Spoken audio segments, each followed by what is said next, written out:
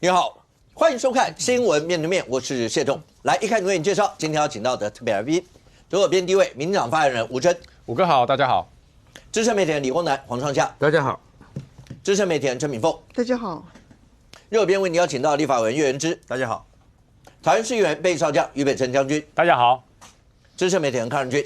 大家好。好，那到8月30号，8月30号，民众党要办一个对司法走读。那当然大家都知道，为了要营救柯文哲，那让大家知道柯文哲因为已经关押了1年，从823以后，你会发现蓝营跟白营所有的目光焦点都摆在柯文哲前主席身上。那当然，所有的营救过程呢，包括朱立伦他们直接点名了赖清德总统，就放了柯文哲吧。好，那所有这些的过程，当然你也看到，因为昨天在节目现场里面，包括林涛跟现场所有的来宾，那中间一起检察总长这个也引起大家非常多中间的一些论证。好，但是现在看起来，创下来先告诉大家一下，823以后，然后包括来是朱立伦最先讲嘛，那什么政治收押，然后讲说要放了柯文哲，还有国民党党工，然后接下来民众党要办的是830司法走读，然后这时候包括路权，包括所有东西，全部都被拿出来讲了。基本上呢，现在呢，8月30号快到了。这个对于民众党来讲叫做主席蒙难365天，因为他是8月30号被约谈的嘛。那当然后面来来回回，但是主席蒙难365天周年的周年纪念日，对不对？那一定要办点事情嘛。所以办点事情呢，他们就开始现在呢就要抢救柯文哲，要怎么样状况，然后呢包含是集会游行。现在先前的时候823那天已经跟新北市吵了一架嘛，然后现在呢又说。整个台北市又给他麻烦，然后又讲整个警政一条边，所以不是台北市给他麻烦，是中央政府给他麻烦。但是呢，后面呢就被人家讲了，因为他说我已经有登记，对啊，那登记之后就他跟新公署还交了3万块啊，然后就缴款嘛，那缴款之后，但是合不合可还是要去看嘛，就好像我们办很多事情，我也登记，也当场就刷卡，但是如果不行的话就被退掉嘛。可是他就讲说这样子，然后后面呢就开始讲了说，哎。这个新公处驳回是因为官邸附近是禁制区，那禁制区你就不适合在那边，但是呢，他就说他是走读，那走读这个是可能比较年轻人的名词了，我不太懂，对不对？我们说的是集会游行法吧？如果是集会游行法，它有一些禁制区，我们那时候在节目讲过，包括法院、包括官邸啊、周围啊，这些都是禁制区。所以黄国章，我跟你讲，我走读可以吧？走读吧，对不对？好不好？走读是什么？带着小草在那边边走边读柯主席训示吗？我不知道他们要读什么，对不对？可是他就讲说这个叫做走读，然后走读之后继续炮轰，是你们干扰我，是你们怎么样？可是这样一个情况，其实会有一些人会想到，川普跟泽伦斯基第一次见面，You have no cards，You have no cards，You have no cards。你们呢？现在蓝白这个已经31-0，对不对？逆转胜大胜嘛，这边就有一个赢家嘛，对不对？这个赢家里面，但是你们到现在为止，难道还是只有柯文哲吗？难道你黄国昌接了党主席接了这么久了？冲粉还是没有上去吗？还是永远要小草的阿北？你只有阿北才能够凝聚小草，你只有阿北才能够让蓝白的白色的人可以再支撑你们。所以这里面呢，当然就可以看到他们的政治目的很清楚，就是要用柯文哲继续累积声量，继续创造他的一个声势。可是除了柯文哲之外，难道作为一个实质上，而且31个打不死的立法委员？你们这样加上那8个，虽然明年1月31号就被换掉，但是事实上也就是国会也改变不了这个局面里面出不了新牌，还是只有柯文哲这张牌，还是只有这个状况。所以当然他们可以巩固内部的凝聚，但是社会上是觉得你这样子玩下去，尤其是黄国昌呢，法学博士有律师资格，那你现在这个情况之下，到底？你除了凝聚小组之外，你如何去扩张？那至于国民党呢？因为现在要跟进去，尤其现在党主席根本搞不清楚到底怎么回事，所以国民党好像很多人也挺下去。可是对社会上来讲，先前的8月726到823，蓝白的一些在政治上或者是社会上中间选民的累积到的一些机会，会不会因为 You have no cards，除了阿北之外？慢慢的流失掉了。OK，726到823，元之国民党就直接讲，国民党跟蓝白阵营的合作就大胜。然后所有的该守的都守住了。但这个守住了，接下来出现的，当然等一下我们也会聊到国民党的党主席之间现在混沌的一个状态。可是目前看起来，抢救柯文哲真的变成蓝白现在一个主轴。当然，创下口中是说，除了柯文哲，大家没有别的议题要去攻防吗？还是柯文哲这个议题最容易吸睛，最容易让所有的目光焦点摆在这里？抢救柯文哲是一个议题，但不是主要的议题啦。因为好像只有我们主席在823那个记者会之后讲一小段啊。讲了就是对，后面大家也没有在讲。我觉得主要应该是对司法改革的呼吁啦，因为其实你看那个很多民调显示，就是司法改革这一块，大家其实都很不满意嘛。像最近不是大家在讨论的是有2个小草嘛，他们因为好像弄了一个那个检察官的图嘛，然后后来然后后来就被羁押嘛，积压之后，现在法官后来是无保请回，然后呢检察官是起诉一个6个月，一个7个月。那我今天也有听那个吴宗宪啊，就是那个我们那个同事那个吴宗宪讲啊，他就是说一般羁押就是2个理由为主啦，一个是怕串供，另外一个是逃亡之余啊。那2个小草根本不可能串供啊，他们就改一个图而已啊，也没什么好串供的。他们也不知道，也没有什么好逃的嘛。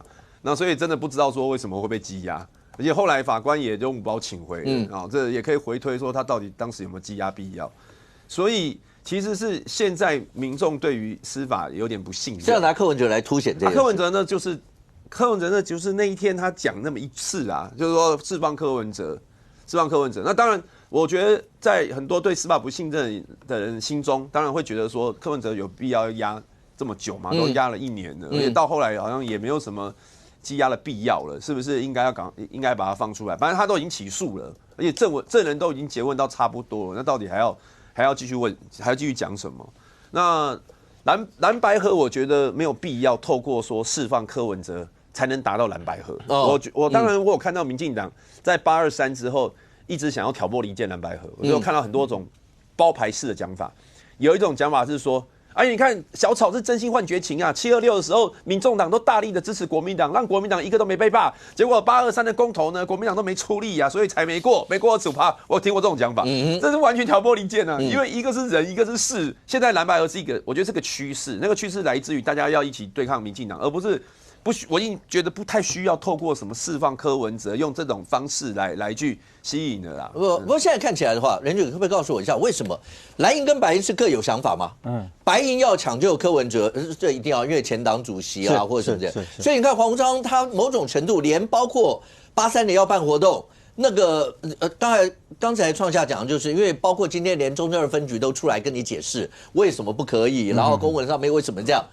但黄国昌一定要把这件事情放很大吧？是要让所有的小草啦，让所有人都觉得，你看中央政府又故意要卡我们，不让我们去研究这个。那蓝营在这个地方加进来，当朱一伦讲出那个政治收押柯文哲，类似这些，直接要放了柯文哲，两个人各自2大阵营的心态会不一样吗？只是刚好集中在柯文哲身上吗？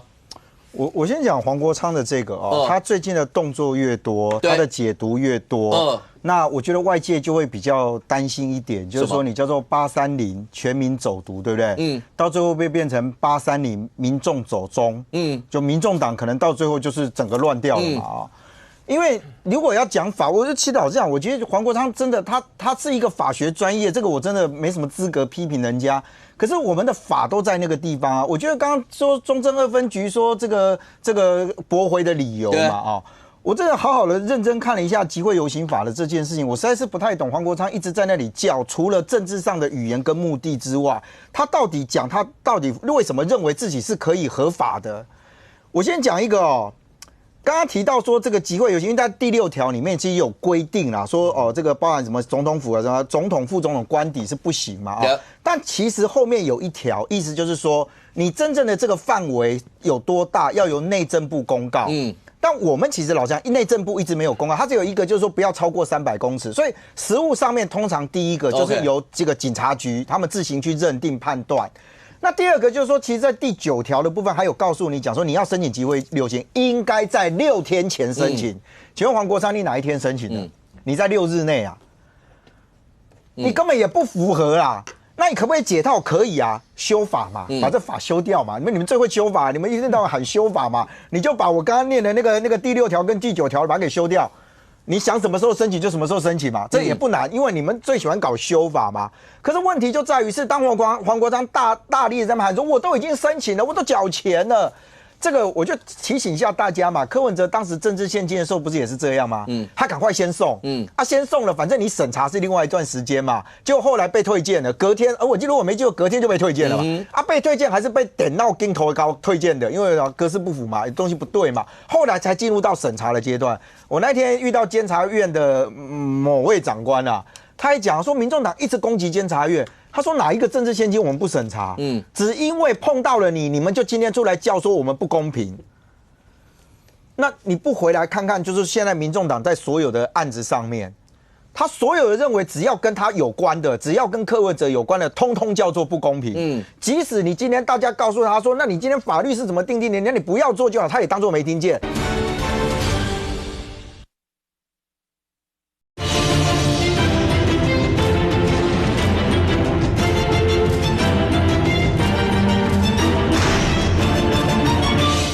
他所有的认为只要跟他有关的，只要跟柯文哲有关的，通通叫做不公平。即使你今天大家告诉他说，那你今天法律是怎么定的？那你不要做就好，他也当作没听见。任俊，如果你这样讲，我先让你听一下。黄国昌主席针对这个，包括连去申请，结果后来没有过。然后那当然有人就会讲说啊，那不是台北市政府要核吗？我让你听听看他怎么说的，好不好？来，主席他们有说那个驳回事由是什么吗？就他们说他们不许可啊。对啊。因为律己说就是应该是要去找蒋万安，不是应该怪民进。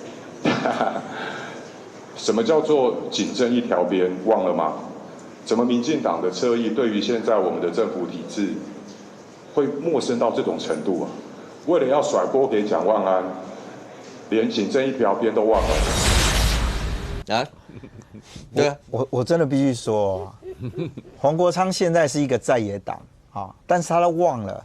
新竹的那个市长也是民众党的，金门那个也是嘛，还有一个就是说，黄国昌明白的在告诉大家，其实过往的所作所为都在告诉大家，政治去干预司法这件事情不是凭空想象的，因为民众党真心相信他们可以这样干。我就讲啊，你去搞修法不就是用政治去干预吗？可他们觉得这是合理的，所以你不要讲说这个，你看他今天去问这个郑明谦嘛，不是同样的意思吗？你质询你就质询嘛，他就问郑明谦说你要不要写辞职信？然后郑明谦说我干嘛写辞职信？你当然不用写啊，你功在党国嘛，你不用担心啦，马上这一些通通下来。然后呢，这个郑明谦就跟他讲说你不需要用这种语调，我什么语调？我什么语调？你讲我什么语调？你今天是你被询还是我被询啊？只有你是被询的，怎么可以这样？不要激动，不要激动，我在还原啊，我在情境剧啊，情境剧啊，所以他后面就讲说哇，你这样子来还可以这么嚣张吗？你从头到尾听到在咆哮的是黄国昌，然后我就再问一个，请问这一段的问政的实质意义在哪里？你就只问曾明谦要不要下台，他说我干嘛写辞职信？今天的内阁改组很明白嘛，不管你要下不下嘛，有人被传言要写辞职信拒写嘛，也不用你辞职了，直接换掉嘛。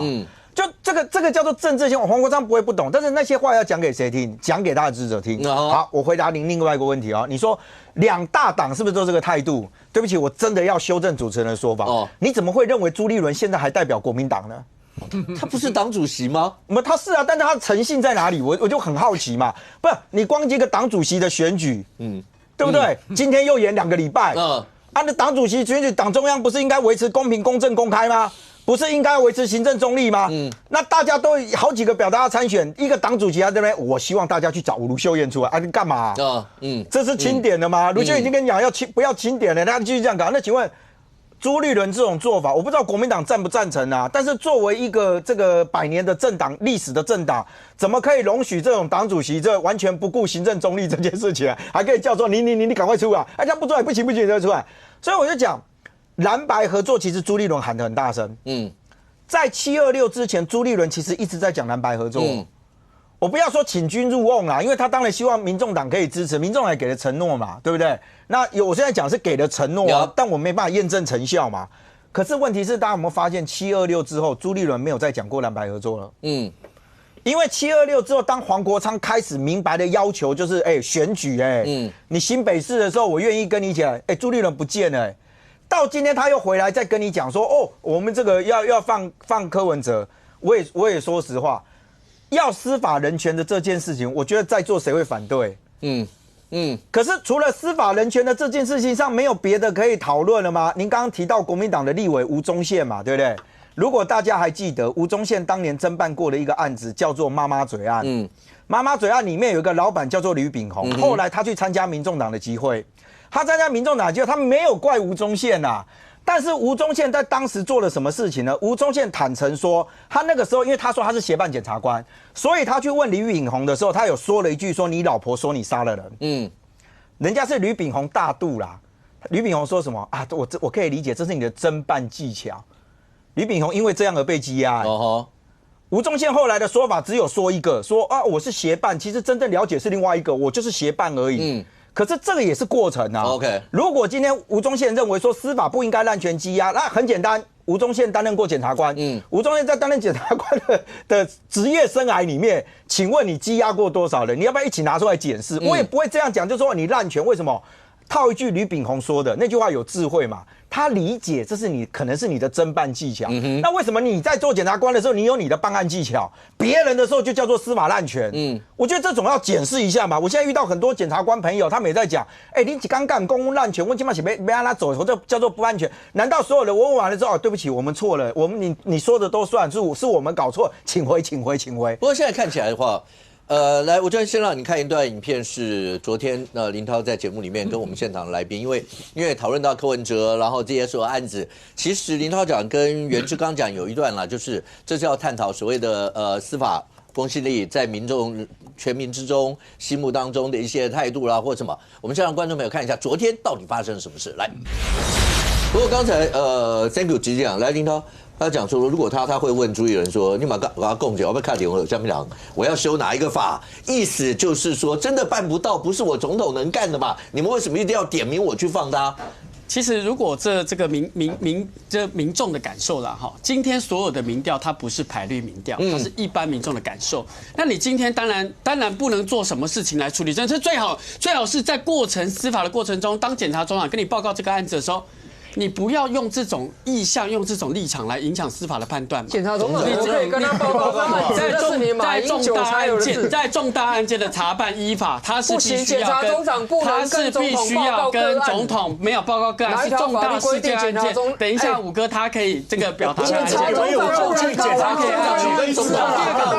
第二个，过去呢？来，吴真，好，这一部分，因为这是昨天在讨论到柯文哲啦，所有的一路延伸出来。凭良心讲，所有的支持度的理解，大家讲爱是一种，对不对？你要支持政党，然后你爱这个理念或什么。另外一种叫恨，那个恨就是你看吧，柯文哲被压了这么多天，1年了，然后包括路权申请不过，就是中央，就是民党，就是要卡我们，就是连集会都不让他们来，就会变这样。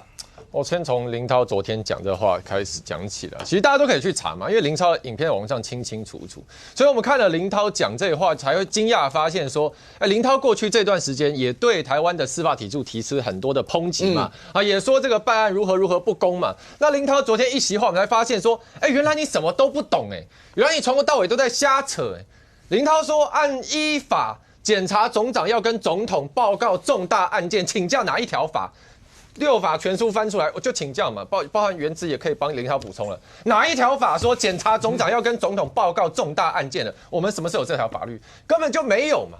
所以林涛从头到尾在瞎扯一通，我们就看到说，现在国民党对于这个公共政策的讨论品质这么低落。那我觉得原之刚刚讲，或者说林涛讲，其实我觉得也不用拿什么人民的感受出来当挡箭牌了，不要去凹，不要卸责。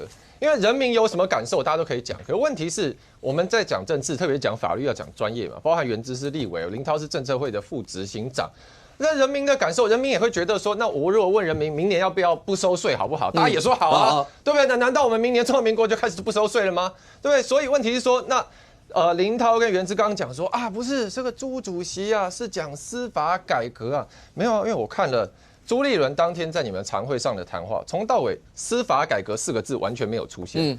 朱立伦当天就讲2件事嘛，第一件事情他说，要这个马上揪出国家的蛀虫去查绿电的相关弊案，有啊，昨天不是看到吗？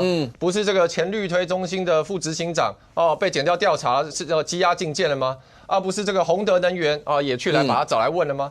那再来朱立伦讲说，立刻释放被收押的柯文哲及国民党党工，所以没有朱立伦没有在讲什么司法改革，没有在讲什么制度，没有在讲什么检审会如何，他就是指明说你把柯文哲跟这个党工放出来嘛。那这就是赤裸裸他的要求是政治干预司法，不是吗？那所以我们再回去看，就会觉得说，如果朱立伦跟林涛都这种想法的话，那其实非常可怕。在他们心中是，只要你当了总统，只要你执政党，你爱做什么事就做什么事。林涛昨天讲这话为什么很可笑？我再补充一下，因为按照这个，因为他讲说检察总长要跟总统来报告嘛，那我跟大家稍微解释一下，我们拿这个军人做一个类比好了。检察总长有点类似军方，我们说这个参谋总长，就是他直接指挥所有部队。那参谋总长之上有国防部长，国防部长是这个行政官嘛，他要来负责筹措资源、国防预算帮你搞募兵等等等等。那总统可以去指挥这个包含说他是三军统帅，他指挥国防部长往下来。可问题是在国防上，我们是宪法明定总统三军统帅，国防法也直接明定说总统就是最高的统帅权嘛。可是，在司法这一边，检察总长他是督导各级检察官没有错，但是法务部长也不能直接指挥检察总长。法务部长是处理说，包含刚我们讲检察官，你人是不够了，加班费是不够了，我给你一些大致的政策面上给你资源，跟你协调，但连法务部长都不能直接介入检察官侦办个案。那法务部长上面这又有行政院长，那总统呢提名他的行政院长带他行使内政权嘛，对不对？所以你看，总统跟检察总长隔了1层、2层、3层资源。所以根本没有什么总统指挥或者说检察总长跟总统报告这个事情啊。唯一近年来有一次大家知道，就是当年马王政争嘛，对不对？黄世明这个大家讲起来都津津乐道。黄世明当年这挂线监听立法院，听到柯建铭跟王金平，他觉得说，好像柯建铭跟王金平有关说，好像王金平还答应他的感觉王世明就抱着资料监听译文这个直接是最私密的东西，然后就要跑到总统府去跟马英九报告，这个要夜奔总统府嘛。那马英九还跟这个罗志强当时他身边一些亲信讨论，我现在找到王金平大料了，要怎么办？然后马英九出来开记者会，好，抓到了，这个已经行政不法，这个已经背弃了国民党精神，把他开除后来马王政争嘛。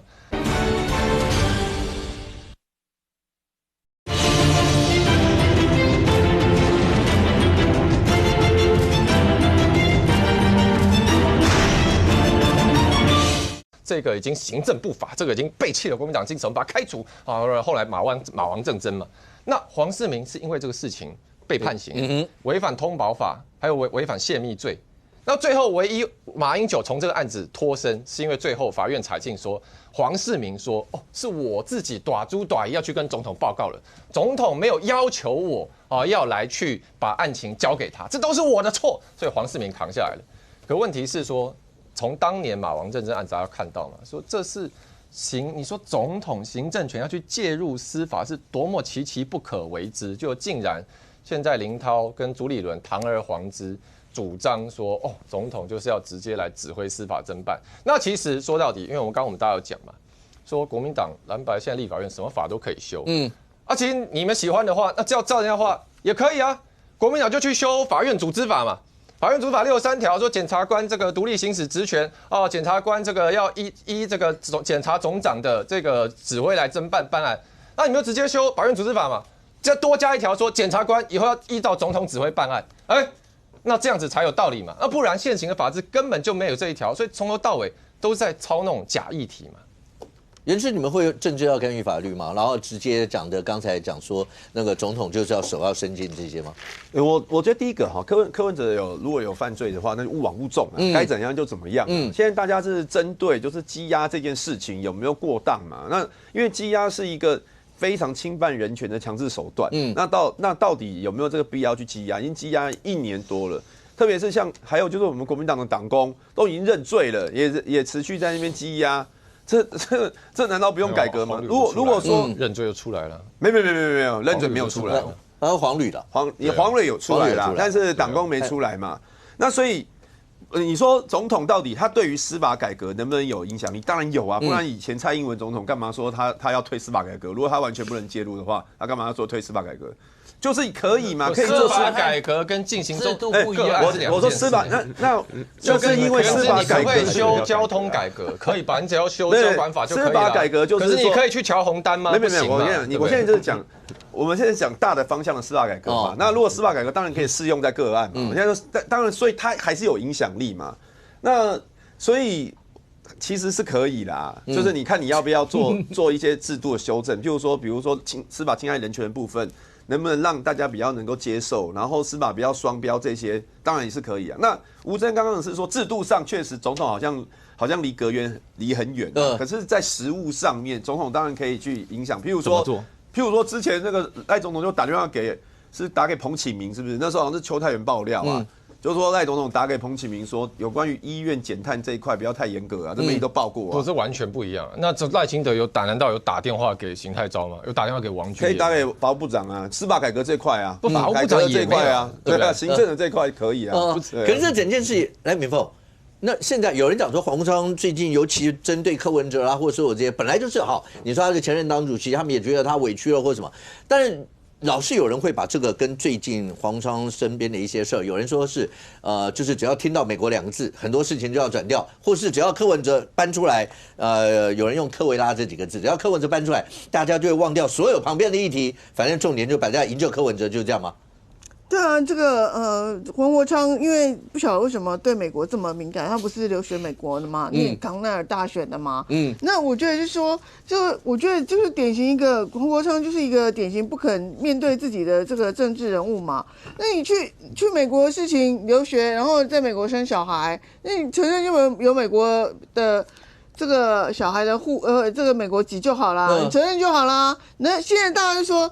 那你开始的这种态度啊，非常的疑虑什么，然后问你有没有美国律师有没有停止，有就没有，就一句话而已嘛，你何必骂人家呢？然后呢，现在就说你本人有没有美国籍呢？虽然我是觉得不大可能，因为他已经做过几次的立委了，然后在台湾政治从事那么久，可是问题是这一切的疑虑都是因为你黄国昌在面对问题的时候回答态度，让人家第一个大家觉得很不爽。想要找你麻烦嘛，对不对？然后第二个就是你本身就说不清楚了，就引起大家疑窦嘛。所以我觉得说，你就是好好的回答人家的问题，没有一个政治人物在那边在记者面前做叛逆小孩的啦。我觉得很奇怪是不是哪里养成的个性啊？很多人就，譬如说，我觉得很多政治人物很讨厌记者问的一些问题，一定都心里都怀恨在心。譬如说我们以前也被讨厌过啊，对不对？可是他面对你就说啊，明凤啊，不要问这个啊，这样。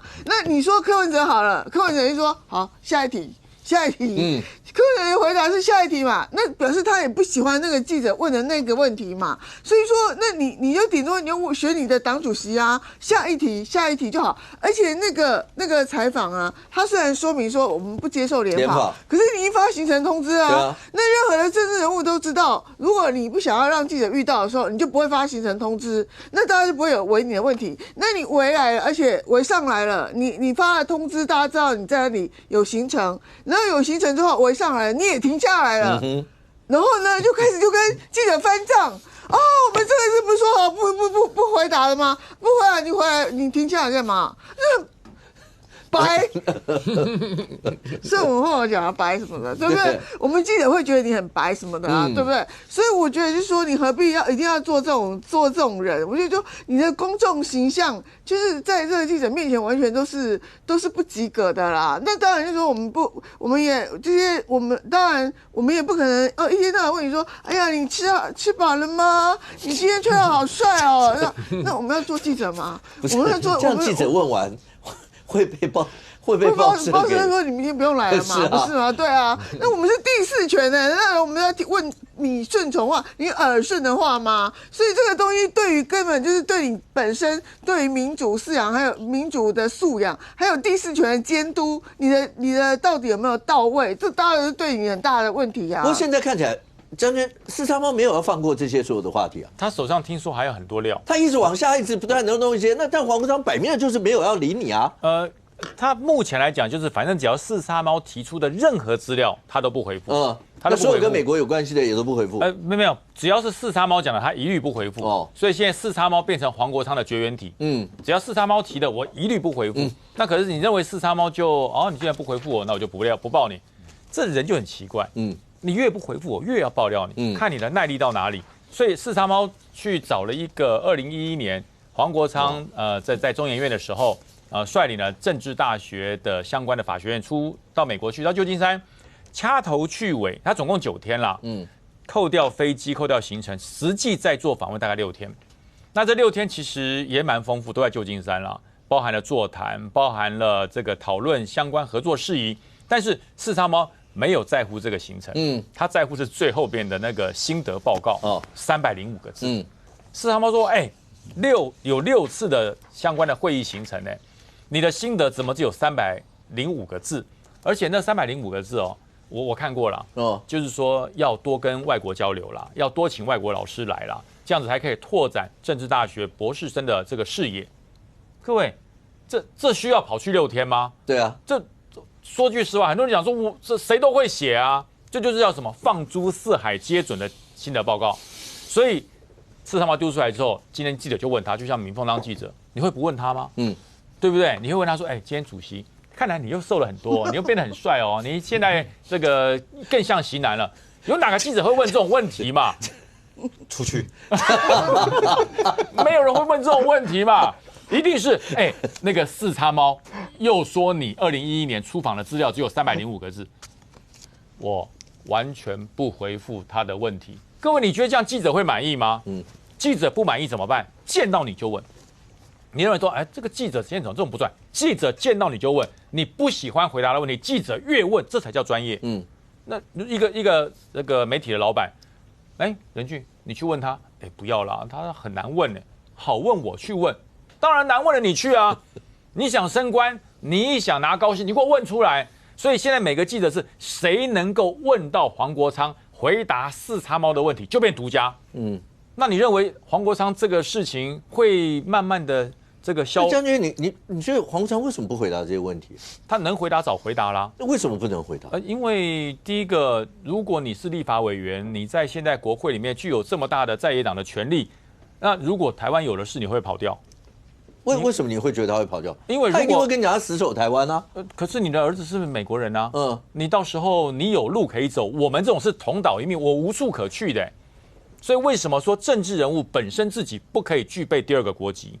就是你本身在国家你具备了公权力，如果你立的法，或者是你在议会表现的相关的资料，你让台湾陷入为王，你也要跟着倒霉，你才有同岛一命的感觉嘛。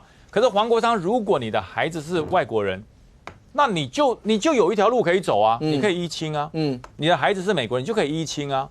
那么你要如何让全国人民相信我黄国昌不会走？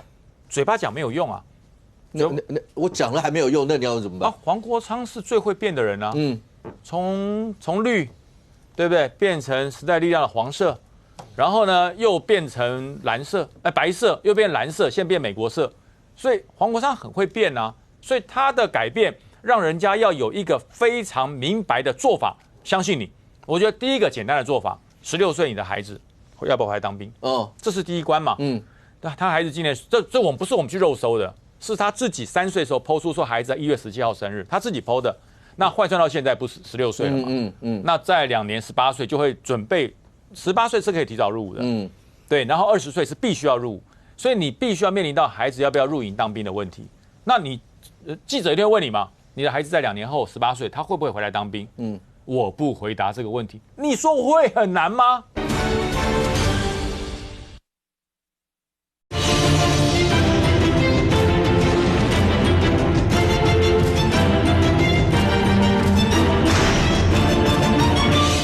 所以你必须要面临到孩子要不要入营当兵的问题。那你记者一定会问你嘛？你的孩子在2年后18岁，他会不会回来当兵？我不回答这个问题，你说我会很难吗？你说会很难吗？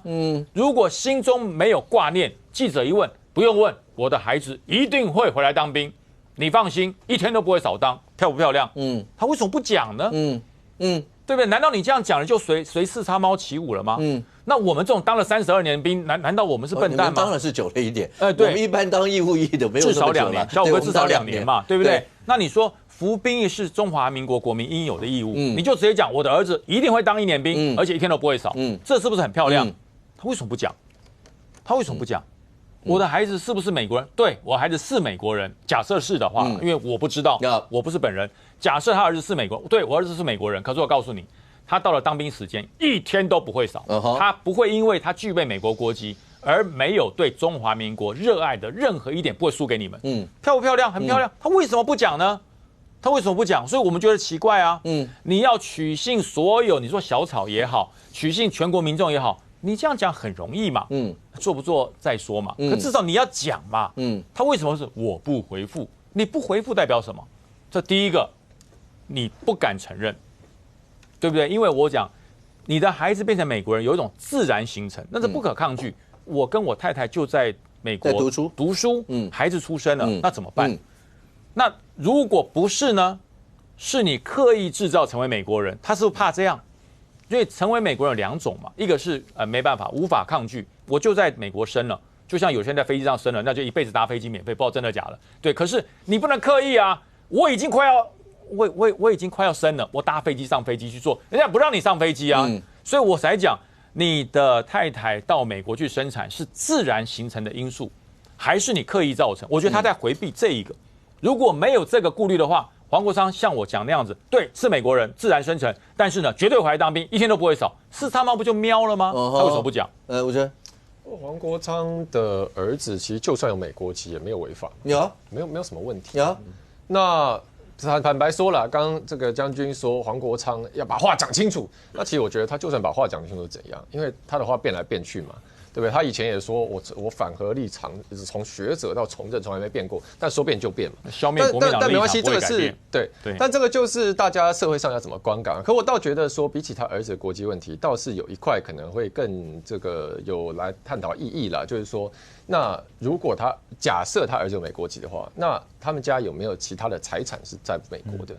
因为因为包含说黄国昌他们家之前不爆发停车场那个争议嘛，后来查那个土地就登记在他的儿子名下嘛，对不对？所以本身他一部分的财产去登记在他儿子名下，这是已经有发生过的事情。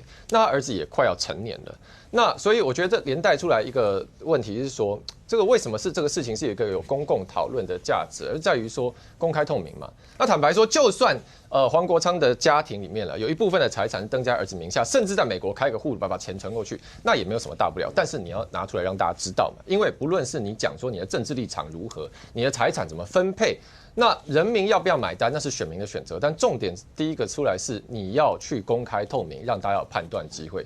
所以这个是我们看过往政治人物，你看不论是李庆安啊，不论宋楚瑜，不论你说李彦秀好了，就是基本上只要政治人物，你说在国外这个家人有其他国籍啦，在国外有其他资产。选民不一定不接受啊，因为你看李彦秀这次也平安挺过罢免。可是如果你去隐瞒资讯，就是要把这个事情逃避选民监督化，那这个在这道德上，我觉得可能比起财产本身，可能更多人是没有办法接受的。那倒是我觉得，我想补充一个，就是说，刚刚在讲4叉猫很会挖嘛，会翻这个，哇，跟黄国昌以前这个出国考察的这个心得都交出来。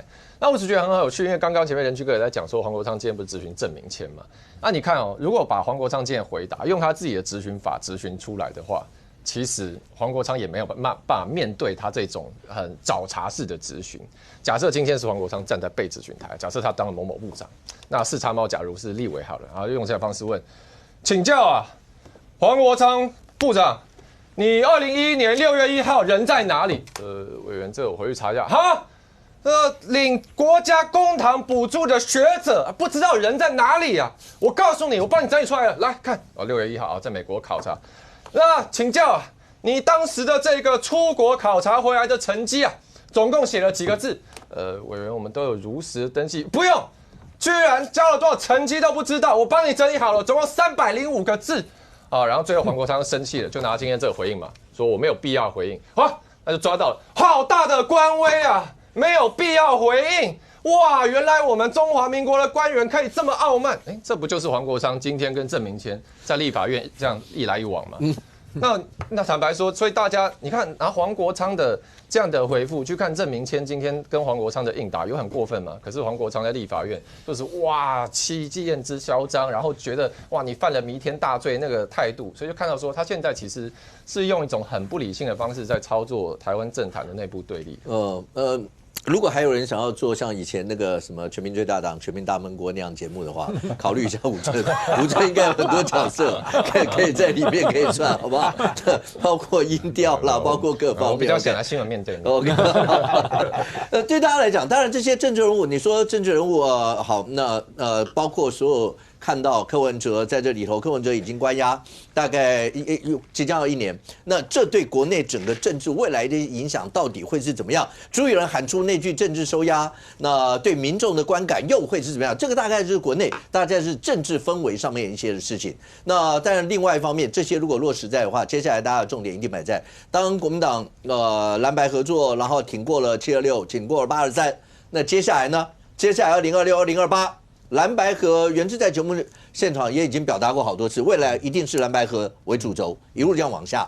那当然中间包括2026，因为2028当然就是总统跟立委，因为2026包括县市首长啦，包括很多的这些，那中间还差一个国民党的党主席选举，这里面会不会有可能产生什么样一些变化？有人说，如果柯文哲交保以后，如果要是国民党党主席选举是某些人出现，那如果大家过去又有一些夙愿的话。那会不会影响到未来蓝白合的一些整合？很多这样一类的事情，它都会有一些的变数在。来源是第一个，对你们来说，包括柯文哲前主席交保，或者国民党党主席选举出来的人，好了，随便举例啦。因为现在卢秀燕也说不选，很多人都说不选，也有人讲说，如果是郝龙斌如果当的话，他跟柯前主席2个人在台北市政上面，从台志光开始，都会总是有一些局势在。OK， 这会不会影响到你讲的那个大目标摆在那个地方？如果讲蓝白合，每一个人目光摆的第一个地方就是看新北嘛。那因为黄国昌已经直接讲了新北，连蔡壁如前2天都说，民众党2026最少要拿下2个地方吧。他举的2个地方，一个是新竹，另外一个就是新北。那把川博摆在哪里啊？先讲川博了，其实川博今天早上有接受广播的访问啊，但是他的讲法跟上一次差不多了。他的意思就是说，如果党要他承担的话，他没有理由拒绝啊，因为他以前也做过党的秘书长啊，都一直叫人家出来参选，然后结果人家叫你参选你不参选，那你以前叫人家参选是怎样？所以他觉得他没有理由拒绝参选。但是也不是非他不可，就是国民党的年轻人，他说他也鼓励刘和然啊，鼓励洪孟凯啦，他们赶快去冲啦。如果这2位的民调有大概意思，就是说2队民调如果有起来的话，也不是非他不可。所以现阶段我们就来看一下刘和然跟洪孟凯到底民调能不能冲起来，就是这样。那如果真的没有办法的话，那就是李四川嘛。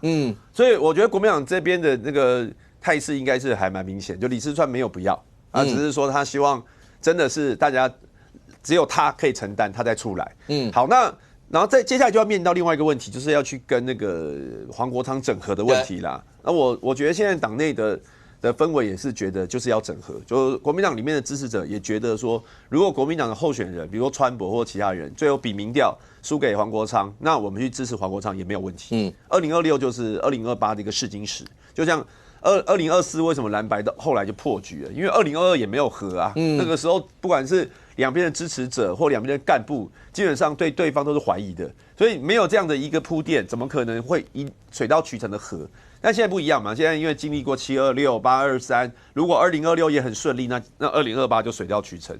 所以9合1这一局，我觉得是没有太大的问题。那蔡壁如就是他个人的看法，对，那对，如果我相信，如果黄国昌到时候比如说跟李四川比民调，黄国昌民调没有赢李四川，黄国昌他也不会坚持的，这也是他自己的说法。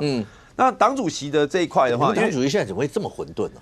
很混沌，而且你们连赢726、823，照理来说形势一片大好，应该一堆人想要去选，尤其是那种大家觉得不管是2028很有希望的，或是觉得在党内最重量级的，大家都应该要出来想要选这个位置才对啊。因为最主要是大家一开始都觉得说，如果卢秀燕出来都没有问题了，对不对？我卢秀燕不出来，大家全部都出来，最主要是这个问题。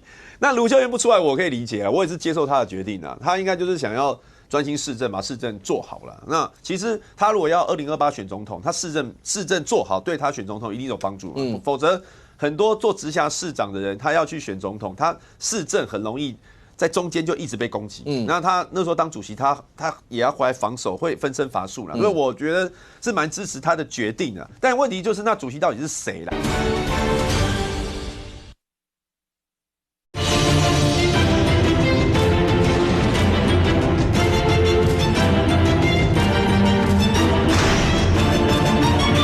那时候当主席，他也要回来防守，会分身乏术了。所以我觉得是蛮支持他的决定的。但问题就是，那主席到底是谁啦？那以我来讲的话，2028的大局观就是，当然蓝白合是一个很大的主要的目标。如果卢秀燕到时候，比如说民众党也有另外一个人出来选，蓝白没有合的话，那很可能民进党又40%又上了嘛。所以蓝白就是一定要合。那所以主席我不知道有谁啦，因为现在。还有传说赖世宝今天还有说什么有一大咖，对，那你也不知道是谁啊？不知道啊，还有他的运作啦，这个也不知道是谁啦。然后我还有听到一个说法，因为今天下午的时候，我们本来9月5号就要去领表了嘛，9月5号应该就是9月5号登记还是就最后一天的嘛。对，现在今天下午又说要延2个礼拜，然后下午就众说纷纭，因为我也觉得很好奇，就去问啊，到底是谁的？因为是郑正前提的，太奇怪，郑正前怎么会提的东西？后来郑正前又跟记者讲说，他是帮一个党中常委的忙啊，因为中常委说很多党代表要来选，然后大家我其实不是很信啊，但他说因为很多党代表要去选，所以需要时间准备。然后我又听说有人要去运动张善政，然后还有就是百家争鸣呐，所以我觉得以我来讲，我就是算了，等我出来再讲哈。那可是如果这样，任俊是好了，如果要是元之刚刚讲的，他可以体会到譬如卢秀燕为什么不在这一波要去选这个？因为如果你们觉得他是2028最强的人，那元之的意思好像也是先保护这一波，让他到后面再整个爆发出来或怎么样。朱立伦会不懂元之这个想法吗？是啊。那如果这样的话，你为什么要一直点名？他就已经跟你说他不选，你一直点名他。吴峥，你给我出来！吴峥，你就是给我出来！不是你一直点名他出来，为什么？就是元之都能体会卢秀燕的用心，跟他的可能难处，可能他的苦衷或他的想法。那为什么朱立伦要这么咄咄逼人？你知道这也是亲近卢秀燕的人到目前为止很不能理解的。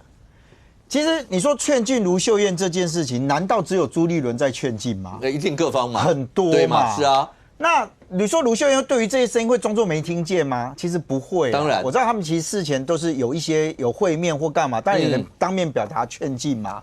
那但有的时候你可能不好明白这个人，我不要啊！你的这个我有听到了，我们在考虑啊或者什么。但是通常就是大家心里面大概都知道卢秀燕的态度是什么。而且我可以讲的是，朱立伦也很清楚的有接收到卢秀燕要表达的事情。OK， 所以原先是讲说，是不是在726的时候，卢秀燕对于大家的这个所谓的期待或干嘛了，本来是要对外说啦。但一个说法就是说，大家讲说，因为还有823嘛，那不要把这个部分好像把823整个国民党这个团结的感觉，好像整个都弄掉。所以本来是有一个想法说晚一点，那没有想到823的那一天，朱立伦突然就丢出这个话，就是要恳请卢秀燕。我讲这个话就是一体两面嘛，一面好像你很期待卢秀燕，我就讲党主席怎么可能哪一个党的党主席会这样干？说我钦点谁？当时那个柯文哲说，我觉得黄国昌适合接民众党，大家就已经骂翻了，说怎么用钦点？民众党都要搞一个选举，说我们要党主席选举，大家好歹就选一下嘛。就国民党当局朱立伦他突然来一个，就是我恳请，你知道他第二个讲法会变成什么？叫第一个。对于亲近卢秀燕的人来讲，你都已经知道，你何必在全国面前这样子点他？对嘛？而且你还讲说希望他来承担，恳请他承担。那个反面意思是，那你不承担是吧？你知道有一些亲吴的亲朱的人立刻跟他讲说他连承担国民党都不愿意了，要承担什么大位？你知道政治就是这么阴险呐！所以你后来回来看卢秀燕的那几点，朱立伦叫做交棒。因为朱立伦这个他一直在国民党里面被人讨厌，原因就是当年没有承担嘛。那现在是换你卢秀燕没有承担，有啦，朱立伦也承担很多啦。当时换柱之后，他也承担了嘛，也代表国民党去选总统了嘛。那个时候，老实讲，我没有要批评他，因为那个时候谁敢选？没有人敢选嘛。他那个真的叫承担啊，我同意啊，对不对？但我套用一句蔡其昌今天非常有智慧的那一句话嘛，什么叫做承担？大家需要你的时候才叫做承担嘛，没有自己的那个就叫承担。好，来，我回来讲啊。就是你那个说法，其实会让大家会觉得，就是说，你，所以为什么后来卢秀燕那几点，我现在声明嘛，以主持人的人脉跟睿智，应该有看过那个幕僚的用字，那个其实更直接卢秀燕已经修饰过了，好，结果没有想到朱立伦又来一次。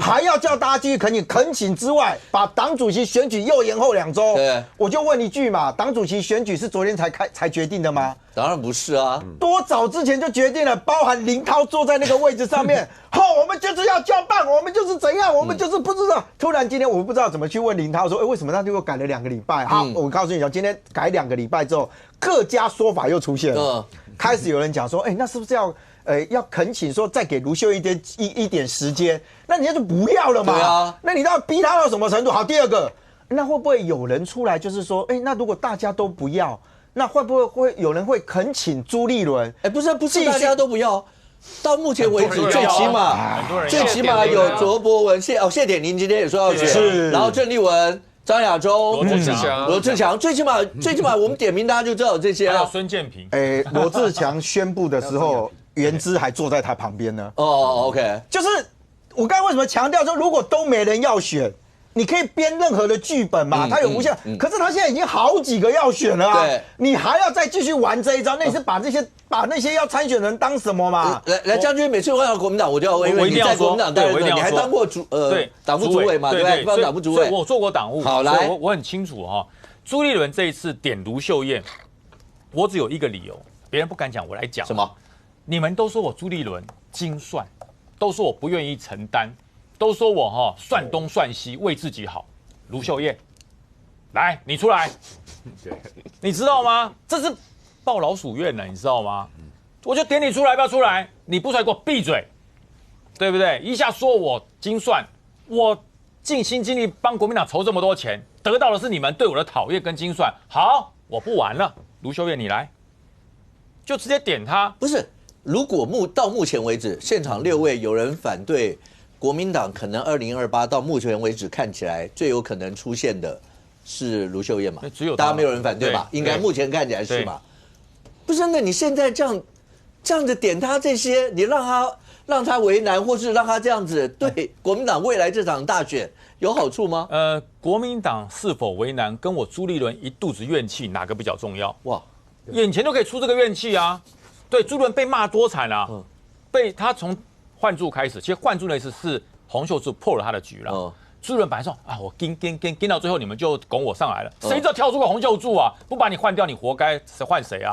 其实是这样，朱立伦其实从那个时候就开始背的这个怨气。但也不是卢秀燕让你背的啊。对，那可是现在看你最有声势卢秀燕啊。我如果点你就接，那我就顺理成章接你到底。点你不接，你不跟我朱立伦一样，还讲我。那另外我讲为什么会演？9月5号最后领表期，为什么演2个礼拜？因为很多人说是不是朱立伦等人家，没有人会拱朱立伦。我告诉你，我在国民党基层还是很多好朋友的，他跟我讲，谁都可以，就是不准朱立伦。为什么？因为朱立伦好歹你客观讲，726、823，国民党确实这2仗是都守下来，都打那。对，为什么不把 credit 算在他头上？对，为什么大家看到朱立伦屡打胜仗，屡被讨厌？我告诉你，每打一场胜仗，赢的是战场，输的是士气。我讲过，我再讲一遍为什么。我直接举例，罗志强2022想不想选桃园？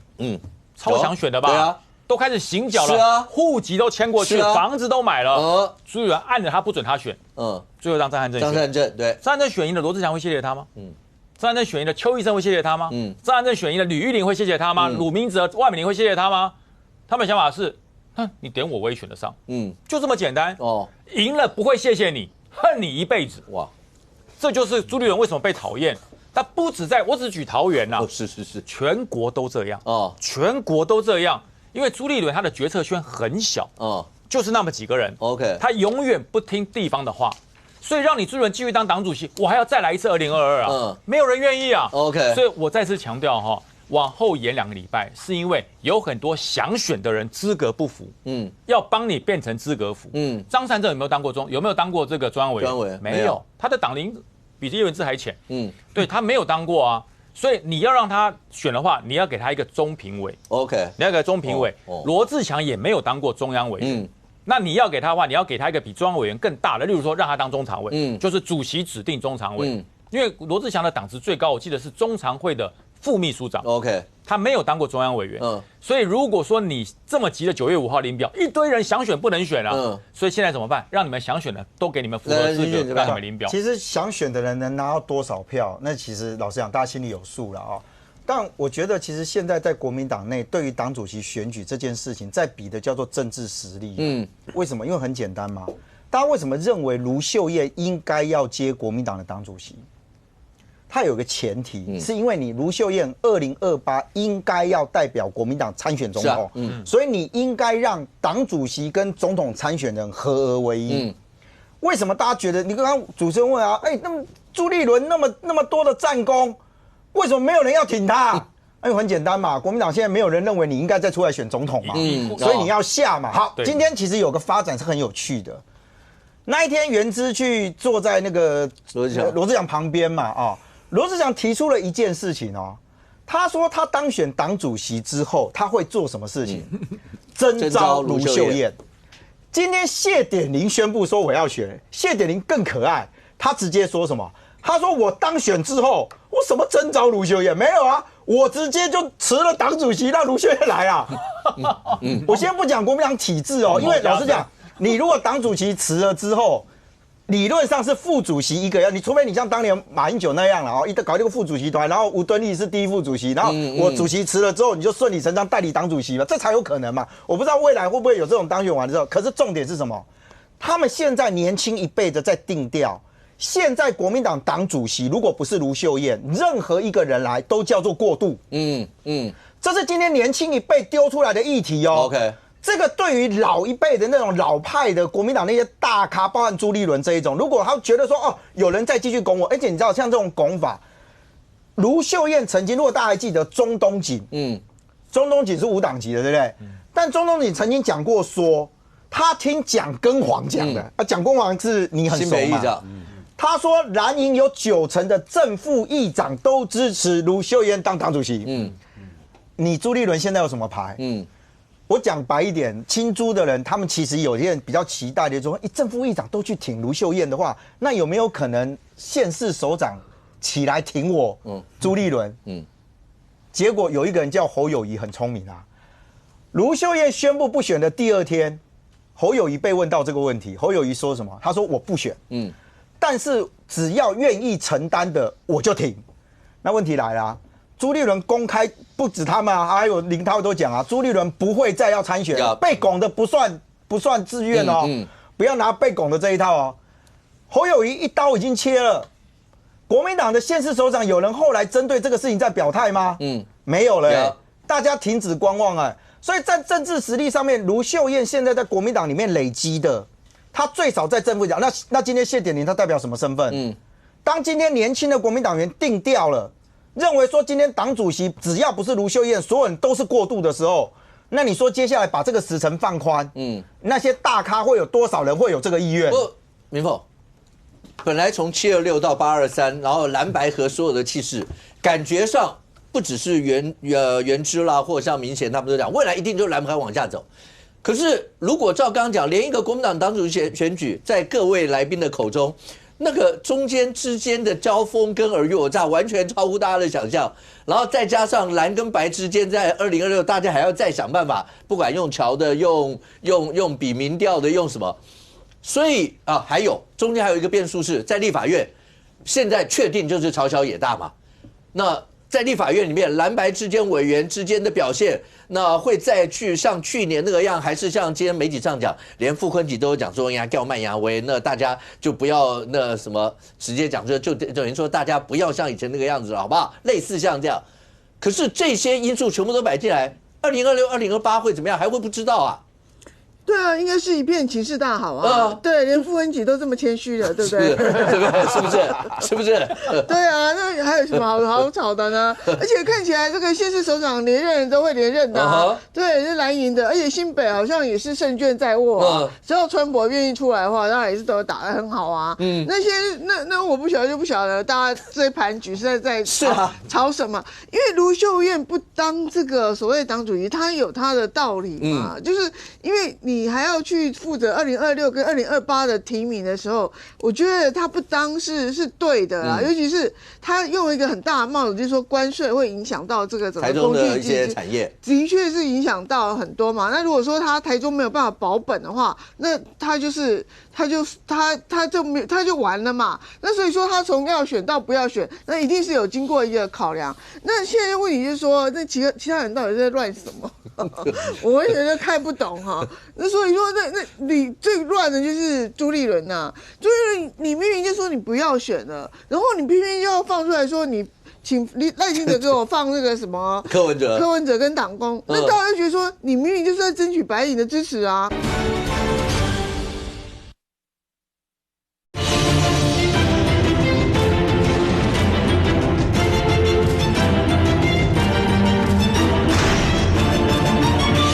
然后你偏偏就要放出来说你请赖清德给我放那个什么柯文哲跟党工，那大家就觉得说你明明就是在争取白营的支持啊，所以才会放这句啊，柯文哲嘛，对啊，否则依照你的素养，难道你不晓得这个是司法问题跟政治问题是分开的吗？除非是你有政治意图，才要放这种话让白营来支持你嘛，因为你现在你的竞争者可能郝龙斌最大咖，那郝龙斌可能跟白营之间的矛盾很大，那你放这个话对你最有用，因为你蓝白合里头你是最吃香的，那最不吃香的就是郝龙斌，因为郝龙斌看起来就柯文哲会有很多的恩怨情仇，然后搞不好双方呢到了这个关键时刻，还为了市政的问题争执起来，所以那场面呢，我们就觉得说啊，好刺激啊！其实我们是很期待郝龙斌的，因为郝龙斌也是很委屈，台北市长做完之后就被骂死了，可是发现他原来做了不少事情啊，台北那个戏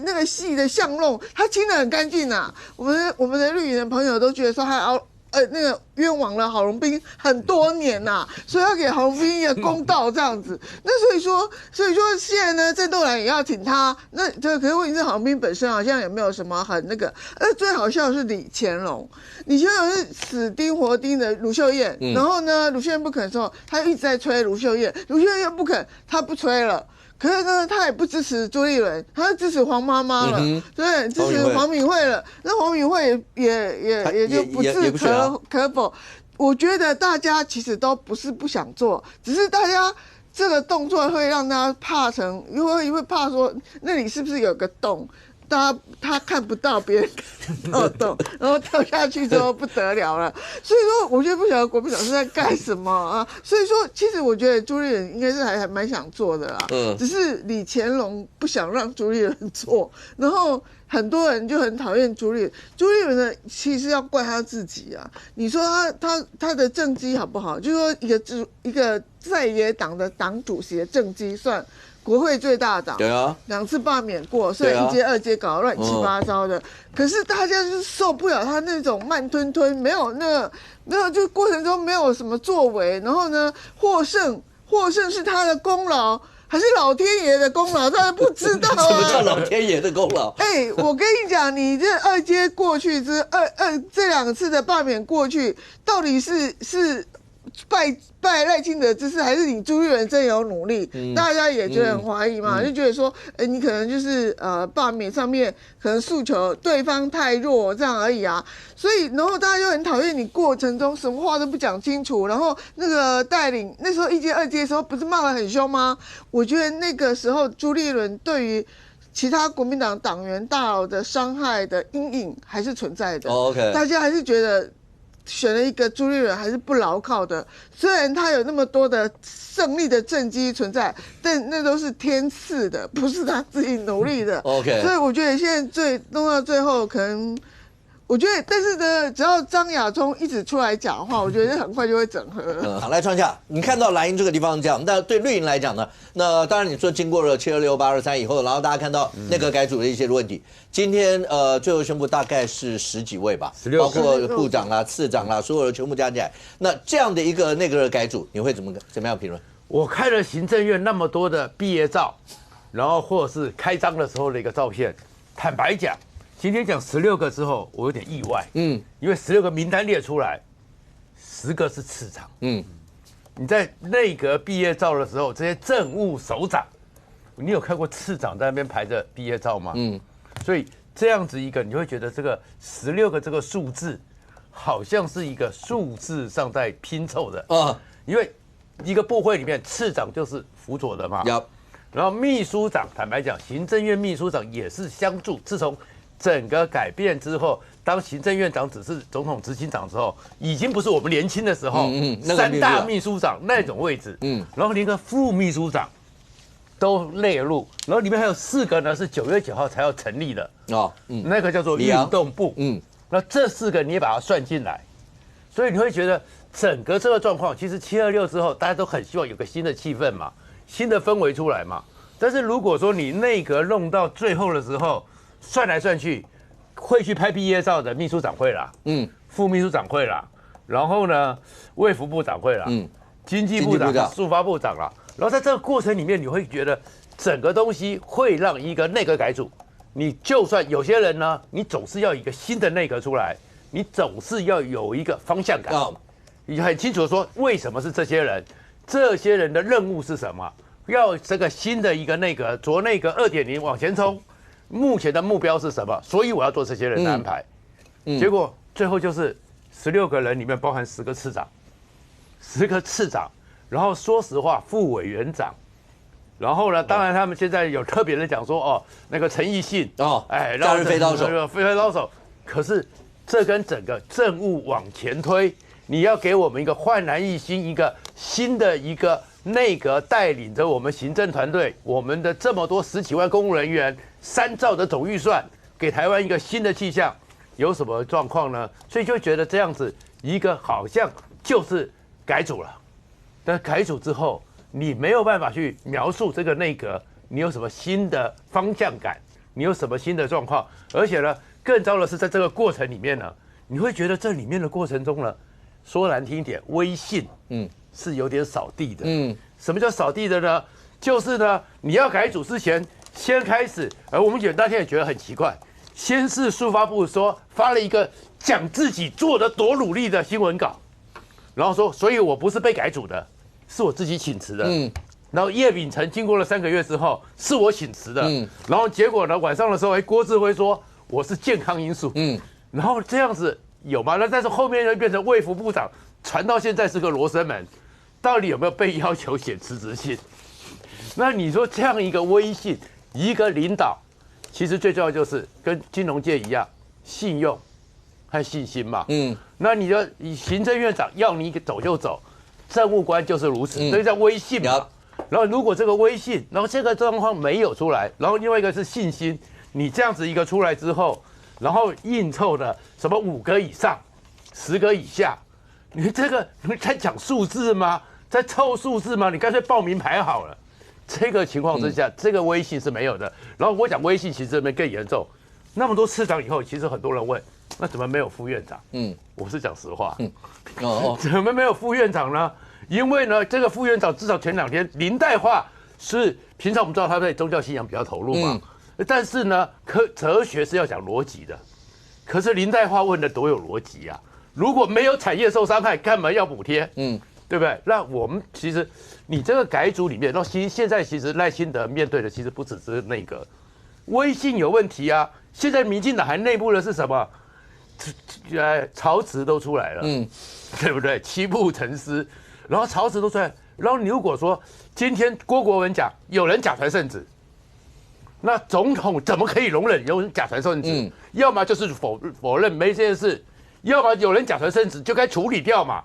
结果呢也没威信，我是讲实话，连赖清德我都有意见。你是什么状况嘛？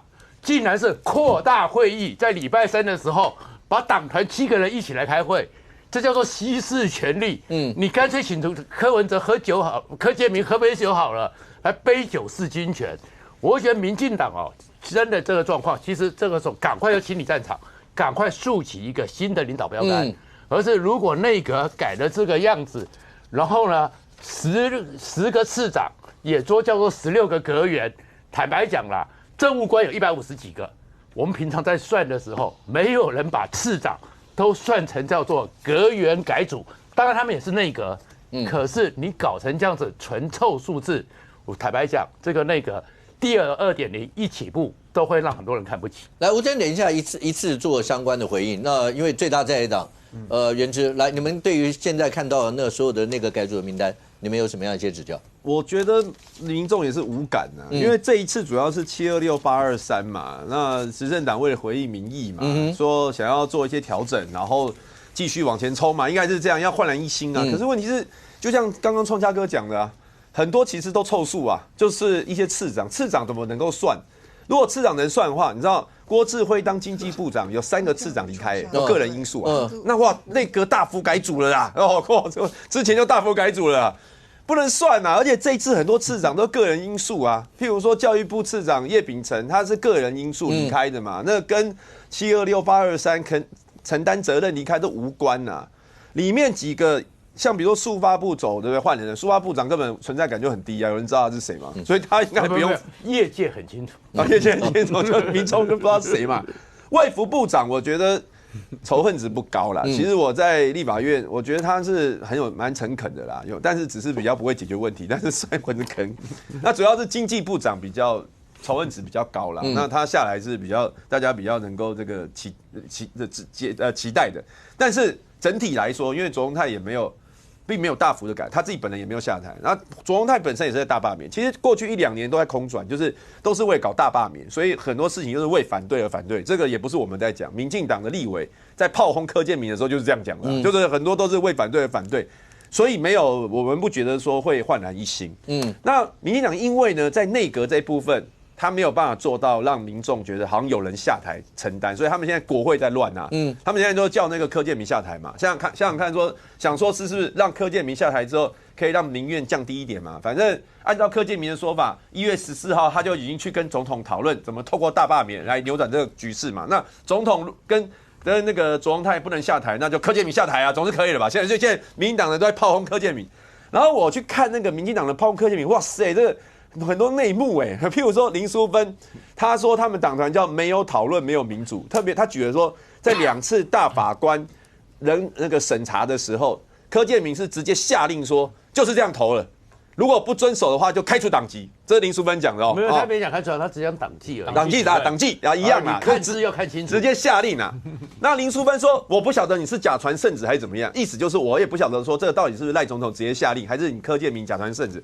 但是我们知道就是哇塞，这个东西是直接没有讨论的。那当初在第一次在否决刘静怡的时候，还在那边扯说什么啊？因为刘静怡会骂民进党啊，所以很多委员不同意，假的啊。因为那个时候就是直接下令啊。还有郭国文啊，郭国文讲说。民进党他说他自己也是支持要普发1万可是柯建铭就一直去扯说什么违宪，所以不违宪嘛，连郭国文也认为不违宪呢。那你们之前在骂什么？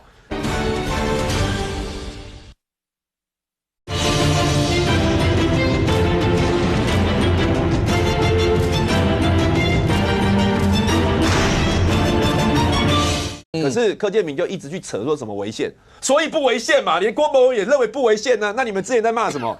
所以我觉得这个都是很爆料很多内幕。那柯建铭的内幕里面最严重的一点，我为什么觉得赖清德没处理，是说竟然说那个财划法的时候，连行政院都不能不提对岸，不提对岸。那什么时候党团秘书长可以指挥行政院长？他都说假传圣旨嘛，就上面下令。可是我是觉得保留啦，因为民进党党团里面也有很多赖的自己人嘛，譬如说像。吴思瑶啊，那个干事长都是直达天听的啊，还有林俊宪这些，平常不会跟赖讲吗？吴峥平常也都可以直达天听。那这些民进党党团的是常会，我是党务主管要出席。就是如果有一个人3不5时假传圣旨，这些人怎么可能不去讲？所以我是很保留，但因为我没有证据啦。我等一下讲完，所以柯建铭讲的，柯建铭的回忆这一趴，柯建铭的回忆，你就在等这一趴的，等久了。2年，等2年。柯建铭的回应哦，也是非常的诡异哦。第一个，他骂郭国文不要为虎作伥，那请问一下，虎是谁？郭国文，你是为虎作伥的虎是谁？当今还有虎是谁？好，这很诡异。然后第二个是说，柯建铭今天哇塞，文采奔放啊，引了一个曹植的七步诗，煮豆燃豆萁，豆在釜中泣啊，本是同根生，相煎何太急啊！哇，这个是当初这个曹丕有没有要斗曹植的时候讲的？你如果7步能够成诗，我就对你讲。旁边还有一个人叫华歆嘛，1步2步有没有在那边？哇，那现在就是每一个就要当华歆啊！郭国文新的三国不是旧版的，好，新版没关系啊，我反正小说是这样。现在每一个就出来了，柯建铭1步喽，2步喽，3步喽，到7步之后你就应该知所进退，有没有？哇，柯建铭，我是觉得他差不多了啊。来，我先来一次做回应。这个原之是讲的这个眉飞色舞啊，神采气扬。但是我觉得这样了，不是就大家可以看到说，我觉得这是民进党跟国民党一个组织文化上比较不一样的地方了。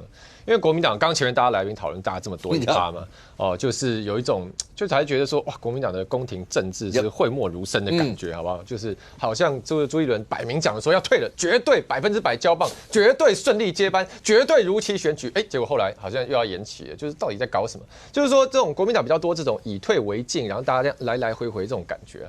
那民进党我们就是大家也知道，就是现在最近讲比较好听叫大迷大放啊，那讲比较直接就是说大家这个不忍了。有意见很多就直接讲出来。那我觉得这其实也是一个必须的过程啊。当然，可能最近可能包含我们支持者会觉得说是不是有点乱啊？是不是有人看新闻觉得心情不好？可是这是必要的啊，因为包含大家说要检讨嘛。那检讨你也不能只是让一部分的人检讨，或只有一些人最后定调说什么叫检讨。那检讨就是过程中大家有意见讲出来嘛。所以对民进党来说，当然726、823我们这两场选战我们都没有达到我们设定的目标。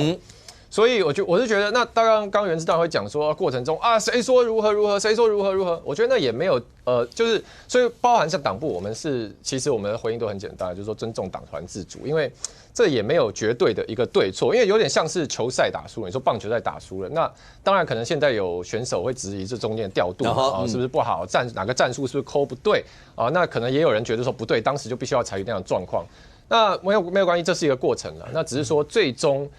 还是要重整脚步再出发，所以我想这个部分还是对民进党长期以来我们这个默契有信心啊。因为吴峥2个，第一个，这个内阁刚才创下他们当然有一些批评指教，这样的一个内阁的改组完以后，你对于未来的包括在执政上面让民众感受到民进党然后回应民意这样的一个信心，这是其中一部分。第二个，对于民进党来讲的话，这几波下来好，包括换了党秘书长，然后这些。然后媒体上面有所谓的222法则啦，像这些，你们是也检讨过，觉得过去这一整波来，民进党已经不像以前民进党的打仗模式吗？因为以前民进党打仗模式，讲白一点，有点像人家说塞外马上打仗的那种快很准。你们现在是要再找回以前的那种步调吗？我觉得对党来说大家也要认知到一个事情了，就是这我自己看法，但我觉得我们必须要认知到说。不论是行政院，不论是民进党党部，或者是我们党团，就是我们必须要有意识的去对抗官僚文化。官僚文化就是说，可能大家例如说各做各分内的事情嘛，其他人的事情不是我的不管，或者说那责任不在我这，那我不碰之类的，或者说那什么事情我先等权责单位定调以后我再来回应，就是说整个，因为现在包含我刚讲府院党就有几个不同部门嘛，那如果大家。整个加起来，你说一来一往之间，然后还在意很多程序，然后很多繁文缛节等等，那整个速度就慢嘛。但现在的战场其实慢是最要命的，所以包含说，其实今天行政院他们发个新闻稿说，怎么行政院自己定调这一次的这个内阁改组，叫做未来要加强沟通，加速行动。所以其实很简单，也是快起来了。所以包含说，我觉得这是行政院自己也意识到这个问题了。像是这一次去秘书长换上这个敦涵哥张敦涵，那其实张敦涵过去包含说当过蔡前总统的幕僚，当过桃园市政府的幕僚，其实他的一个作风其实我们民党的朋友很熟悉啦，就是敦涵哥就是一个雷厉风行，劲，然后他所以我觉得他很明显是要来行政院担任一个督军，协调各个部会把这个发条拴很紧，速度要盯到很快，然后一生气可能他就要痛骂人了，这种感觉了。那包含副秘书长其实请到我们这个小熊哥，那小熊哥其实他过去也担任过民代啦，所以对于外界的舆情整个反应会是相对熟悉度更高的。那其实包含接下来大家政府要做政绩嘛，所以运动部成立了，然后关税谈判后续百公百约支持经济部、国发会，这些都很重要责任。所以我觉得这是整体一个方向啊，就是说你可以说民进党检讨到现在检讨有什么心得，包含徐国勇来当秘书长，他说要222法则就222就200字，然后这个2小时其实他很好，其实他跟我讲的时候是说200个字，2个图卡2分钟就是说你2分钟新闻稿回应200字，然后出去图卡就2张图卡，然后影片2分钟以内。可后来有时候他又跟记者说2小时以内真的一题要回应，但我觉得没关系，重点就是说，其实重点就是简洁快速，这是他的核心精神。所以我觉得不论是在行政院或者说党部，其实看出来现在国勇秘书长带领，然后行政院这边敦涵秘书长来操军，其实大家共同的一个最大方向就是未来要快。我将军你自己在国民党党部待过，你看待民进党这一次整个的改变，你觉得有回应到民意的感觉？说内阁吗？对啊。第一个内阁，我觉得慢了一点。我觉得慢了一点。OK， 因为其实726那一次最大的罢免失败以后，其实内阁就要动，就要动，你不能等到823。OK， 我觉得823都慢了，因为823还绑了一个公投，你这样等于是3个失败你才动。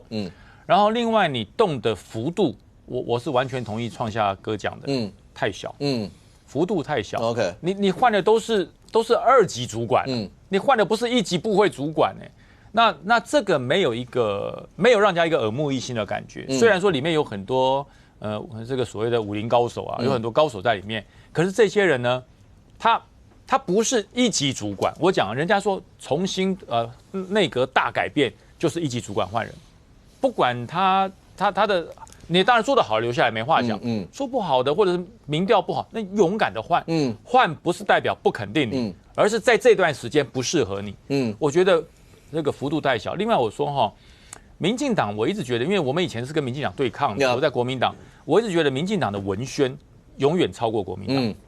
第一个快，第二个准，第三个呢不会像那拖泥带水一大堆，一看就懂。那但是我觉得民进党这段时间执政的时间长了一点了，变得有点像有执政包袱。就是我在回应的时候，我要回应到有没有符合这个，有没有符合那个啊，有没有牵涉到谁？我觉得太多包袱了。跟以前我认识的民进党好像有点变了。民进党就是又快又准又狠，然后民众一看就懂。那现在反而是包袱变大。那我觉得要回到他们当时那个战斗的民进党我觉得人民的期盼，尤其是民进党支持者的期盼会比较直接，否则还是这样文绉绉的。那这样子有点变成国民党的温良恭谦让，我这样反而是不符合期待。OK， 不过大家会关心到，包括这次整个的改组，那未来当然大家看得到，到立法院啦或什么。来，任俊，请问一下，在立法院蓝白已经确定嘛？就是大罢免没有过以后，就是朝小野大，一定就是这样。刚才明凤讲说，连傅昆萁、副总召讲话都这么温文儒雅的时候，表示蓝白的风格会批变吗？还是如果这个风格不变，在未来，因为民党执政，行政院也必须要正视到，人家就是多数。那这个未来在立法院里面，你觉得未来会是怎么样？我先讲，刚刚吴峥这个讲了那个改组的那些但我不会反驳啦但我只是这样讲去年520组阁的时候，现在被换掉这些人一样被说他们很棒，一样被说很厉害。经过了1年之后，发现他们真的没办法适应。但到底是不适应这个社会，不适应这个政治，还是不适应这个党？我觉得没有关系我不会去批评说政务这个部长换的太少，然后拿什么次长出来凑数，我不会这样讲但确实几个被换掉的部长，就是这一段时间大家质疑的，认为他可能跟党里面就是不合的这一种那我觉得比较难堪的其实是邱泰源因为邱泰源在这之前还有传出来什么，是不是要你写辞职信？不是辞职信什么的，然后又郑源说没有要他辞职，现在也不用谈论了，不管你要不要辞职，就直接换掉。邱泰源的说法就是我就是尊重那你其他的老实讲没什么争议的，我还是这样觉得啦，就是说民进党其实没有太多时间在内阁这件事情上面再有等待的期间了，因为已经1年多了。好，那你如何让大家有感觉？这个我觉得是民进党新的内阁要出来。好，可是回到了这件事情，就跟您的问题有关了。蓝白，你说国民党突然态度丕变，那我那天看到变的那个才奇怪嘞，他们搞那个什么宪改委员会还是什么的那个有没有？他不是在互推？然后傅昆萁说要柯建铭总召说要傅昆萁，两个人还没推了半天，要做那个临时主席嘛。对啊。结果哇，大家拉，然后国民党上啊，柯建铭啊不啊上推上去了，然后最奇怪的是民进党的立委大家坐在那边，没什么动作。然后徐小新还大喊留下来，他就叫他留下来。突然国民党最爱的是柯建铭了，那柯建铭怎么会是战犯呢？我认为其实蓝白的方向哦，如果再这样下去，真正要改变的或需要改变，其实不是蓝白啊，是民进党啊。就是说，民进党在立法院里面，其实老实讲，不要讲无敌星星这件事情啊。如果民进党按照现在的党团的策略的运作，我想立法院永远跟行政院就是这样，也就是立法院用蓝白的多数，然后通过了什么法案，行政部门就觉得你就是违宪，然后我就是不断的申请释宪。请问他对于解决问题有帮助吗？没有。OK， 他就是无限制的空转，这就会扯到柯建铭去留的问题。民进党内立委有人讲了一句话啊。说现在其实要思考的是如何去做沟通跟对话。这个沟通跟对话的对象难道是一般民众吗？没有包含其他的政党吗？当然，你再回来看看这一段时间爆出来那个1万块的争议，其实你会发现到，就我觉得刚刚元智有一段话有点太过简略了啊。他说那哪有违宪？不是有没有违宪的问题啦。现在是说有没有可能在一个解套的方式之下，大家能够有一个对话的空间跟基础，例如1万块嘛，我直接讲白嘛啊，1万块是国民党提的，你看民进党的说法一直在强调一件事情，如果要发1万块要举债，对吧？那如果在发现金的状况之下，然后不举债呢？有没有可能？我知道其实那时候在讨论的时候，有人提出不同的看法啊。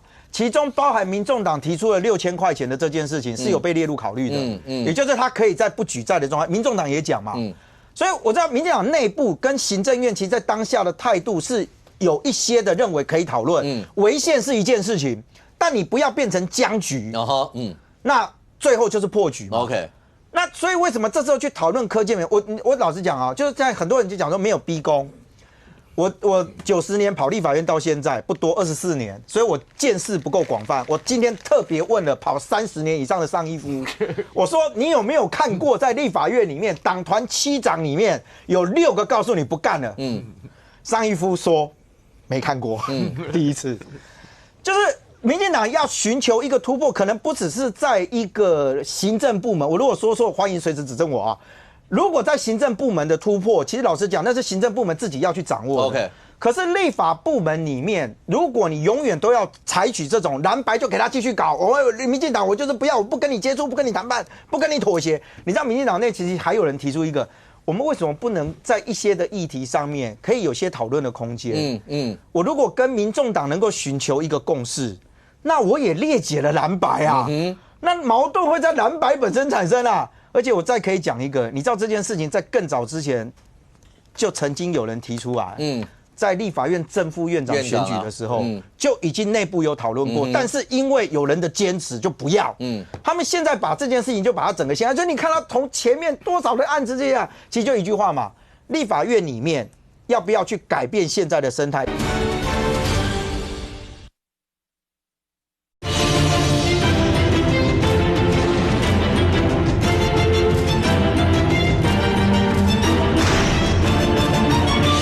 他们现在把这件事情就把它整个掀开，所以你看到从前面多少的案子这样，其实就一句话嘛，立法院里面要不要去改变现在的生态？对民进党来讲，我必须说哦，民众其实看到的是，如果这个僵局还是一直在那边，他其实人数表决赢了，然后你就提事件，然后大家就开始骂，然后大家就停了，然后后来再谁让步，对民进党来讲，不见得是有利的哦。来，敏凤，你刚才在讲的字里行间提到说阿扁总统那一次啊，跺脚啊什么。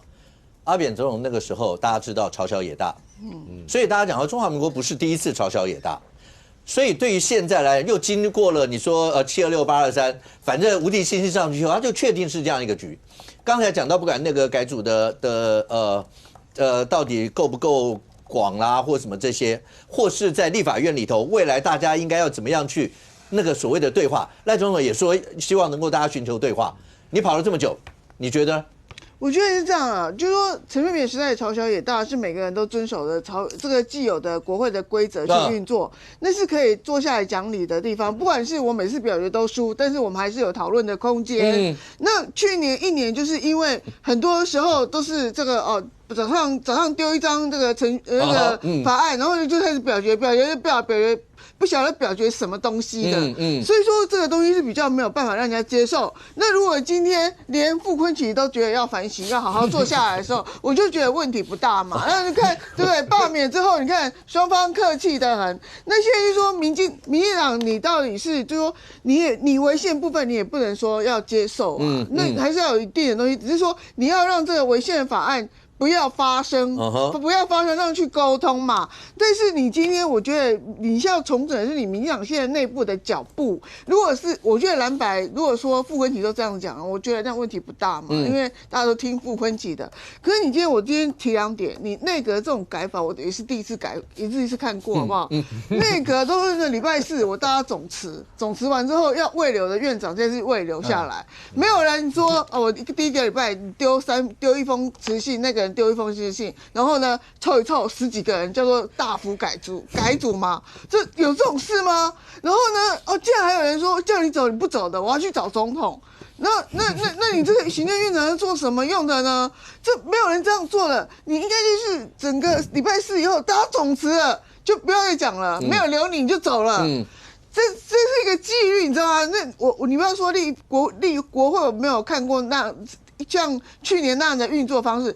这种总辞方式我也没有看过，好不好？我也没有看过823之后，他已经给我辞过，可是我留过他，然后再来就是一个奇景，我也没有看过一次开什么今天有个新闻说秘书长开一个跨派系的会议要逼宫总召，如果叫潘孟安再去跟他讲一次，不行的话就投票解职。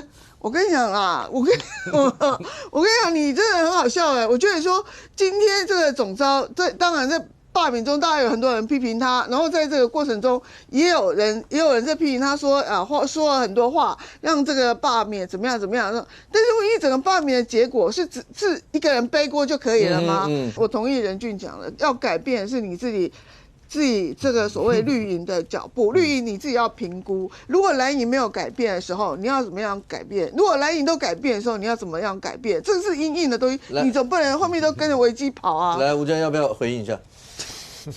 当然，大家知道我是民进党发言人了，其实我也要很坦诚的来，就是上节目也不能乱讲话。原则。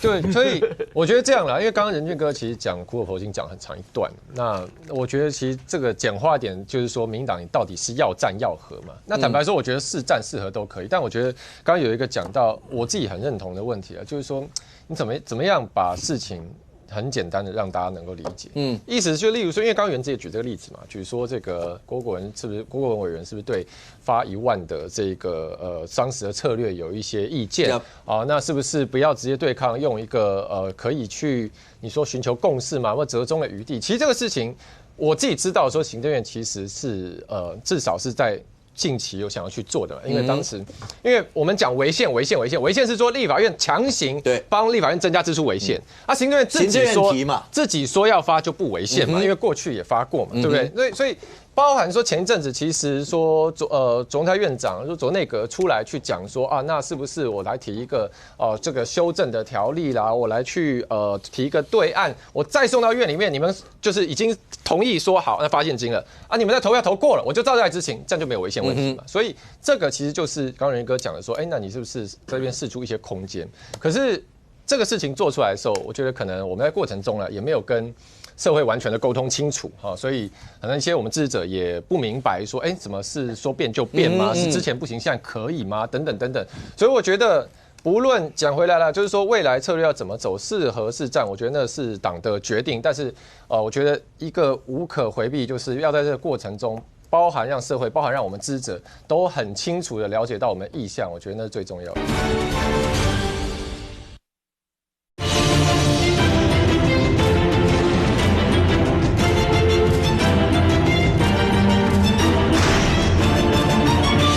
所以这个其实就是刚刚仁哥讲的说，那你是不是这边释出一些空间？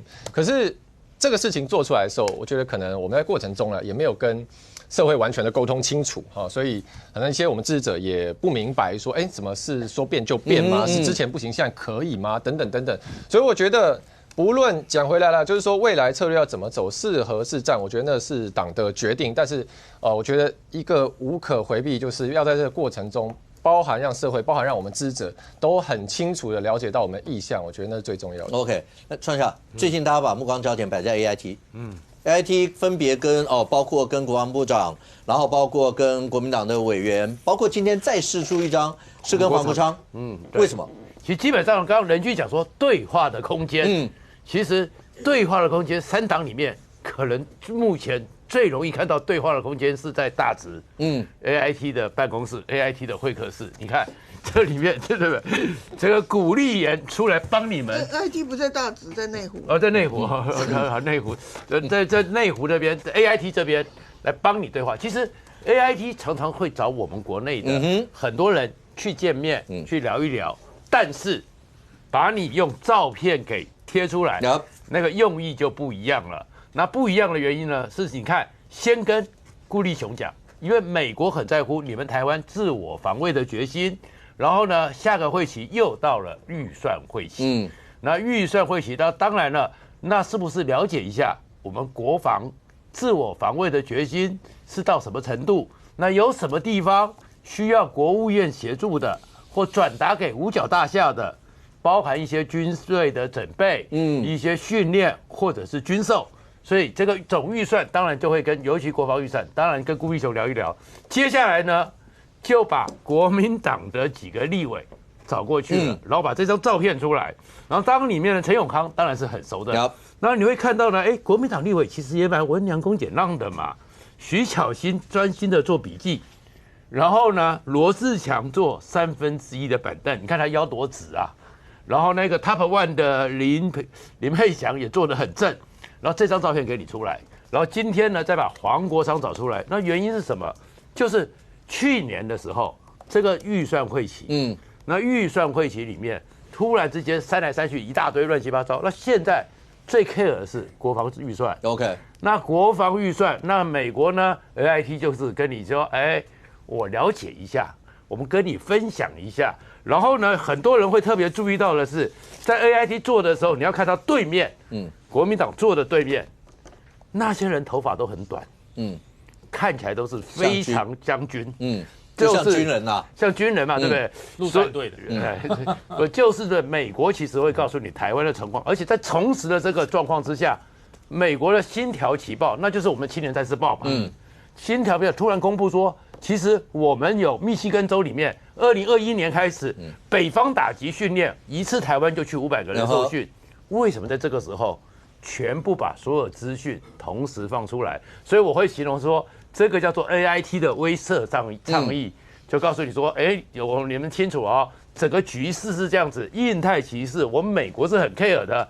然后当然呢，那是我开玩笑讲的，如果你们还听不懂的话，下次轮 CIA 找你们讲话，那恐怕就会不一样。OK， 当然呢，未来我们的国防预算是不是会像这几天大家讨论了，会到3.58%？那表示自我防御的一些决心。那对国内来讲的话，除了跟美国之间的对话，国内朝野之间的对话，那未来在呈现在民众眼前，到底会是怎么样？去年一整年的那个状况，跟经过的726、823，然后整个内阁改组，所有一切，未来到底怎么样？我们大家拭目以待。非常谢谢现场所有来宾，也非常谢谢观众您的收看，学员们，我们明天见，拜拜。